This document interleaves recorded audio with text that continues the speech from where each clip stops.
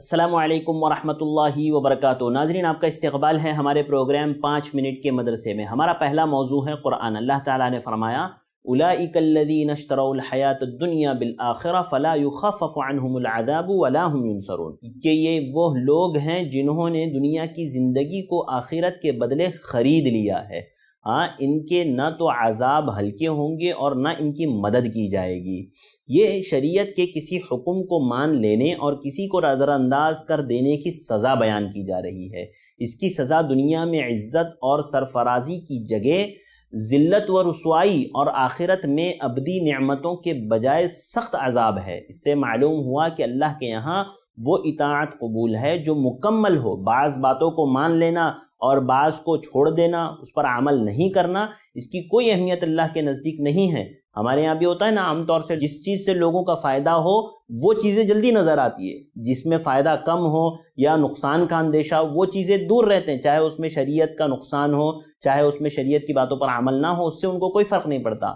یہ آیت ہم مسلمانوں کو بھی دعوت دے رہی ہے کہ کہیں مسلمانوں کی ذلت اور رسوائی کی وجہ یہ بھی تو نہیں کہ مسلمان بعض باتوں پر عمل کر رہے ہیں اور بعض احکام کو چھوڑ دے رہے ہیں۔ لہذا مجھے اور آپ کو چاہیے کہ ہم اپنی دنیاوی زندگی میں آخرت کو ترجیح دیں۔ اللہ نے کہا تم دنیاوی زندگی کو ترجیح دے رہے ہو جبکہ آخرت باقی رہنے والی اور ہمیشہ رہنے والی ہے۔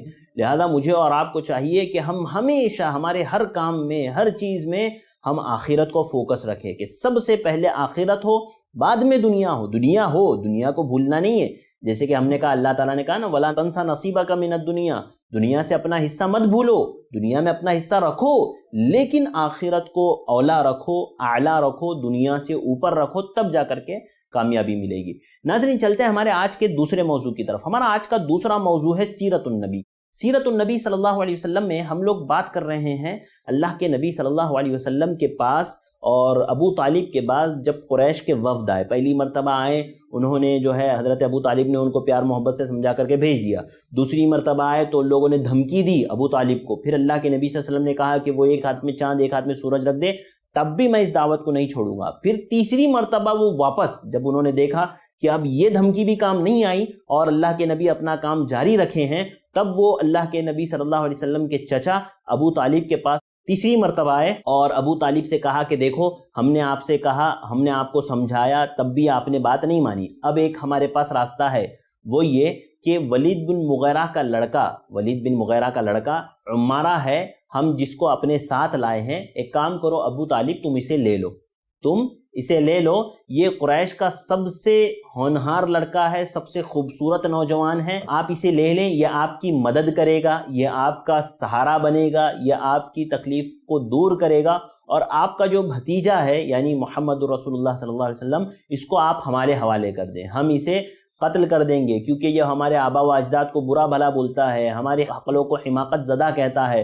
ہمارے معبودوں کو گالیاں دیتا ہے، لہذا تم ولید بن مغیرہ کا بیٹا عمارہ کو رکھ لو اور تمہارے بھتیجے کو ہمیں دے دو تاکہ ہم اسے قتل کر دیں۔ ابو طالب نے کہا اللہ کی قسم کتنا برا سودا تم میرے پاس لائے ہو، مجھے اپنا بیٹا دیتے ہو کہ میں اسے کھلاؤ پلاؤ، اسے پالو پوسوں اور اسے بڑا کروں اور اسے موٹا ہٹا کٹا تازہ کروں، اور تم مجھ سے میرا بیٹا مانگتے ہو، میرا بیٹا طلب کرتے ہو تاکہ تم اسے قتل کر دو۔ اللہ کی قسم یہ نہیں ہو سکتا۔ نوفل بن عبد مناف کا پوتا مطعم بن عدی بولا اللہ کی قسم ابو طالب، یہ مشرک تھا، کہا کہ اللہ کی قسم ابو طالب تمہاری قوم نے تم سے انصاف کی بات کی ہے اور تم اس پر عمل کرو۔ ابو طالب نے کہا کہ ہرگز نہیں، واللہ یہ لوگ مجھ سے انصاف کی بات نہیں کر رہے ہیں، بلکہ تم بھی میرا ساتھ چھوڑ کر میرے مخالف لوگوں کی مدد پر تلے بیٹھے ہو۔ ٹھیک ہے، جو چاہو کرو، میں محمد کو تمہارے حوالے نہیں کروں گا۔ لہذا ابو طالب نے اللہ کے نبی صلی اللہ علیہ وسلم کو ان کے حوالے نہیں کیا، لیکن یہ ابو لہب اور اس کے جو ساتھی تھے وہ اللہ کے نبی صلی اللہ علیہ وسلم کے پڑوسی تھے، 4-5 لوگ، 7 لوگ، تاریخوں میں 7 لوگوں کا نام ذکر ہے کہ وہ لوگ اللہ کے نبی کے پڑوسی تھے، وہ آپ کو تکلیفیں دیتے تھے۔ ایک مرتبہ تو حد کر دی، حضرت عبداللہ ابن مسعود کہتے ہیں اللہ کے نبی صلی اللہ علیہ وسلم بیت اللہ کے پاس نماز پڑھ رہے تھے، ابو جہل اور اس کے ساتھی وہیں بیٹھے ہوئے تھے، اس نے کہا کہ کون ہے جو اونٹ کی اوجڑی لا کر کے محمد کی گردن بدن پر ڈال دے۔ عقبہ بن ابی معیط کھڑا ہوا اور اللہ کے نبی جب سجدے میں گئے تو اس نے لا کر کے وہ وجڑی آپ کے کندھوں کے بیچ میں رکھ دی۔ آپ سجدے سے اٹھ نہیں پا رہے تھے، حضرت فاطمہ رضی اللہ تعالیٰ عنہ آئی اور وہ وجڑی کو اٹھایا، اس کے بعد آپ کھڑے ہوئے اور آپ نے کہا اللہم علیک بقریش، اے اللہ تو قریش کو پکڑ لے، اور اس کے بعد آپ نے ایک ایک شخص کا نام گن گن کر اس پر بد دعا کی، اور آپ نے کہا اے اللہ تو ابو جہل کو پکڑ لے، عتبہ بن ربیعہ کو پکڑ لے۔ اس طرح سے آپ نے 7 لوگوں کے نام گنائے اور کہا اے اللہ تو ان کو پکڑ لے۔ حضرت عبداللہ بن مسعود رضی اللہ تعالیٰ عنہ کہتے ہیں کہ یہ لوگ ڈر گئے، کیونکہ یہ لوگ جانتے تھے کہ جو بیت اللہ میں کھڑے ہو کر کے بد دعا کرے اس کی دعا ضرور قبول ہوتی ہے۔ ہاں، حضرت عبداللہ بن مسعود کہتے ہیں کہ جن جن لوگوں کے نام اللہ کے نبی صلی اللہ علیہ وسلم نے لیے تھے، میں نے بدر کے کنویں میں ان کو مقتول پایا، مرا ہوا پایا، یہ ان کا انجام ہوا۔ تو یاد رکھیے، جو بھی شان رسالت میں گستاخی کرتا ہے، اللہ کے نبی پر برا بھلا کہتا ہے، تہمتیں لگاتا ہے یا آپ کو بدنام کرنے کی کوشش کرتا ہے، اللہ تعالیٰ ضرور بھی ضرور اس سے بدلہ لیتا ہے۔ ناظرین، یہ چند باتیں تھیں جو کافی اہم تھیں، آپ کے سامنے رکھنی ضروری تھی۔ مجھے اور آپ کو چاہیے کہ ہم ان باتوں کو یاد رکھیں اور ان پر ضرور بھی ضرور عمل کریں۔ مجھے دیجیے اجازت، پھر ملاقات ہوگی انشاءاللہ۔ السلام علیکم ورحمۃ اللہ وبرکاتہ۔ الحمدللہ، اس کلپ کو بنانے میں ماسٹر عبد الغفار صاحب نے پورا تعاون کیا ہے۔